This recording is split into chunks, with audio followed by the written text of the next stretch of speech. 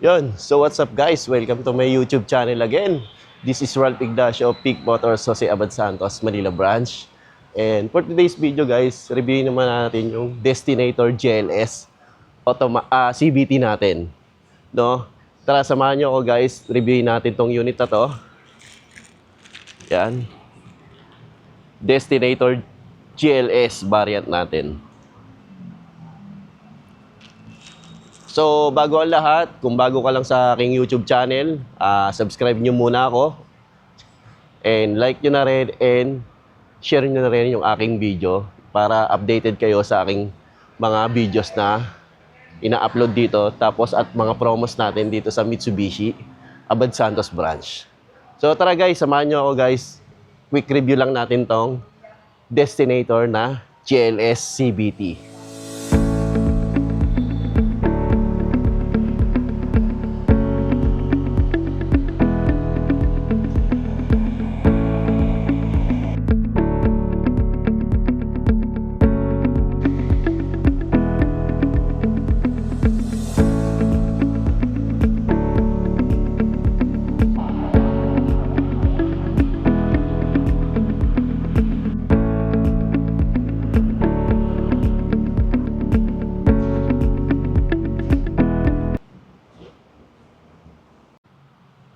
So yun guys, no? Ito yung Destinator natin na GLS CVT variant natin.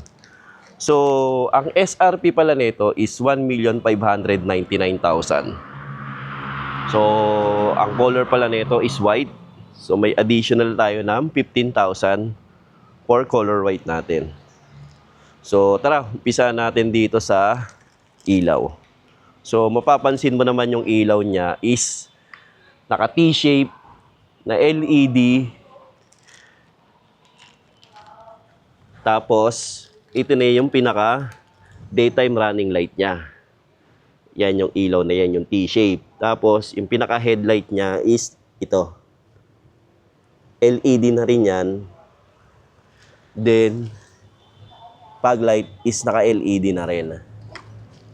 So, mapapansin nyo pag GLS variant siya is all body color siya. Yung bumper niya is body color. Ito, pag GLS variant. Pag GLX kasi black, matte black. Pag GT is parang gray ang kulay niya. So, yan yung dynamic shield. Front fascia natin. Yan, honeycomb na laminated yan. Tapos, yung grill niya. Then, meron siya multi-around na camera. Yan, camera 360. Then, kahit GLS variant siya, is meron siyang front sensor. Yan. Yan, front sensor niya. 4. So yan, yung GLS variant natin. Ilaw, pag in-unlock, nilock, siya.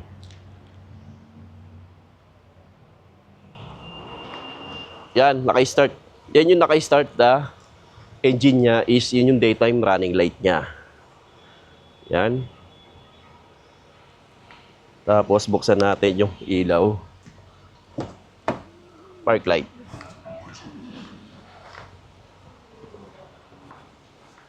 Ganito naman pag naka-park light.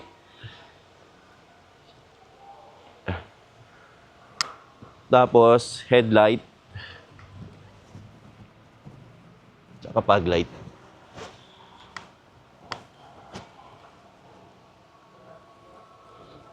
Yan. Ito yung nakabukas na ilaw natin. Headlight niya, LED. Tapos, meron siyang LED na fog light. Ito yung harap. So, yan guys. So, yan guys. Nakita na natin yung ilaw. So, ang engine naman niya is 1.5 turbocharged engine na gasoline. Tapos, ang transmission niya is continuous variable transmission, CVT. Ayan. Then, dito naman sa gulong, Tires niya is naka 18-inch na Bridgestone Turanza na brand na alloy wheels na two-tone. Yan. Naka-ventilated disc, harap and likod. So 214 mm na ground clearance. Yan. Ganda ng gulong, ganda ng design. Tsaka mataas yung ground clearance niya, 214. Di sila nagkakalayo ng expander. Konti lang ang difference. Tapos sa side mirror is naka LED turning signal light. Tapos meron siyang camera 360 rin dito, side mirror. Door handle niya is body color, tapos keyless operating system. So may pindutan siya dito. Pwede mo unlock, tsaka lock. Yan. Kahit hawak mo lang yung susi or nasa bulsa. So ito yung susi niya, smart key. Then dito naman tayo sa doors niya is all black na may stitch dito na leather. Ito leather to. Yan. Tapos control ng windows, side mirror, yan. And doors, lock and lock.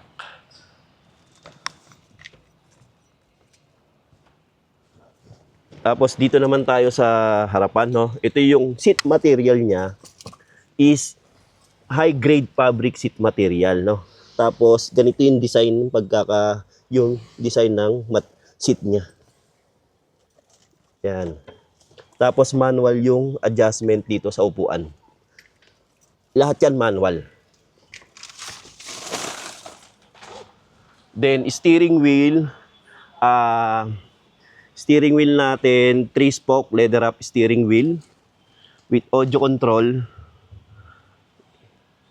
Yan. And cruise control. Tilt and telescopic yan. Adjustment. Tapos dito, yung aircon vent niya, sa GT kasi is burgundy yung kulay. Dito sa GLS natin is black yung dashboard niya. So dito is black. Yan, makikita nyo. Tapos, 8-inch na instrument meter cluster na digital. Yan, yung meter cluster natin. For nilagay niya sa atin ng diskarte sa loob, utak natin ng puso. Tama! Hindi diba? natin ginawa. Yan, papalitan din yan. Tamad tayo. Tamad tayo ng diskarte. Tapos, dito sa infotainment system natin is naka 12.3. 12.3 siya na monitor, Android Auto, and Apple CarPlay na wireless. Wireless na rin siya. Tapos, wireless auto charge na rin siya yung cellphone natin. So yun guys, check naman natin kung paano makita yung multi-around monitor niya dito sa 12.3 na inch natin na infotainment natin na screen. So ito, pupunta ka lang dito sa steering wheel. Pipindutin mo lang to. Yan, makikita mo na yung surroundings mo. Gilid, diba? Pindutin mo lang. Yan. Pumili ka. Pindutin mo lang. Yan. Diba? Tapos, reverse camera. Siyempre, meron siya reverse camera. Yan. Reverse camera. Diba? Kita buo. Oh. So, yan. Yung ano natin, destinator natin.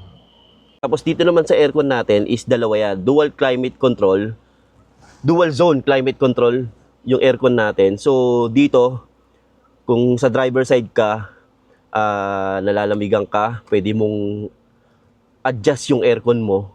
Kung sa passenger side naman din, ganun din, adjust mo lang yung aircon mo, yung temperature. Yan. Tapos, ito yung pan niya. Tapos mode, yung tama ng aircon sa inyo. Yan. Max cool, ito halimbawa, yung max cool natin is, halimbawa galing ka sa initan or sa parking tapos gusto mo malamig kagad, push mo lang to, i-ano niya kagad yung pinaka-cool niya na aircon. Yan. Rear defogger, yan. Dry. Yan.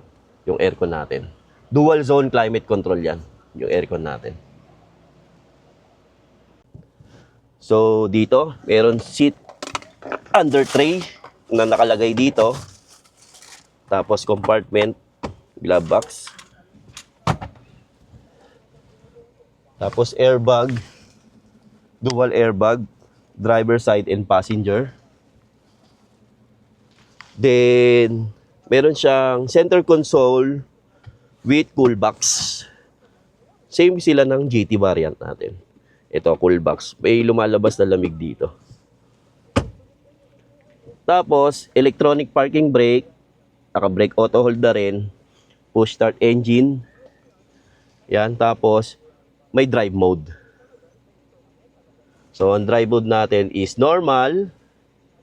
Yan. Wet, gravel, tarmac, and mud.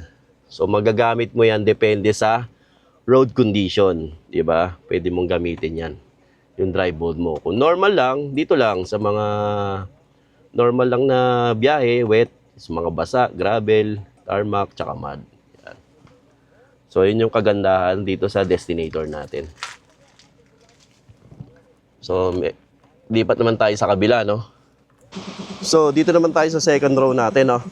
Ito, syempre, same lang ng doors natin. Lahat naman ng doors, ganyan. Tapos, meron siya dito parang table, no? Na natutupi. Yan, with cup holder na rin yan. Then, dito, control ng aircon.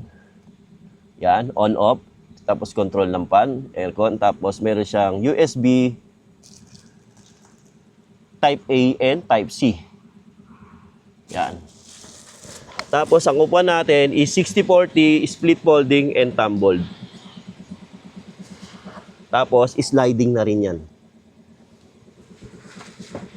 Yan. Tumbled para makapasok ka sa third row. So, with headrest. Tapos, meron siyang center armrest with cup holder. Dito. Tapos, ang aircon niya is sa gilid. Aircon vent niya. Yan, sa gilid. Tapos, may ilaw siya dito sa gitna. Then, 45 fuel tank capacity, no? Tapos, dito sa likod, nakapin antena. Tapos, spoiler with high mount stamp lamp LED. Tapos rear wiper. Tapos LED na rin yung T-shape design na tail lamp. Tapos may emblem na Destinator dito sa gitna. Then dito sa bumper niya is naka body color din, which meron din siyang sensor, 4-eye backup sensor with reflector.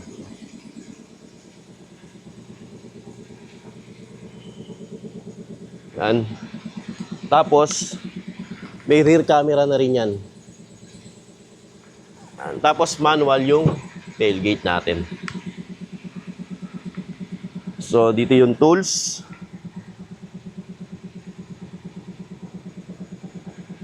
Yan, tools. Lagayan ng tools.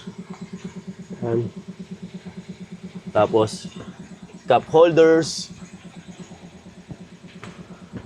Yan, meron dito magkabilang gilid, dalawang gilid, cup holders. Tapos, USB Type A, Type C. So, pwede ka rin mag-charge wala dito sa third row, no? Tapos, 50-50 full flat. Yan. With headrest yan. Para relax din naman yung nakasakay sa third row natin. So, yan. Tapos dito sa gitna, compartment. Tapos ang spare tire niya is naka-alloy wheels din. So, yun guys, no? Yung destinator natin na GLS CVT. Yan. So, konting ikot lang natin yan. Yan na.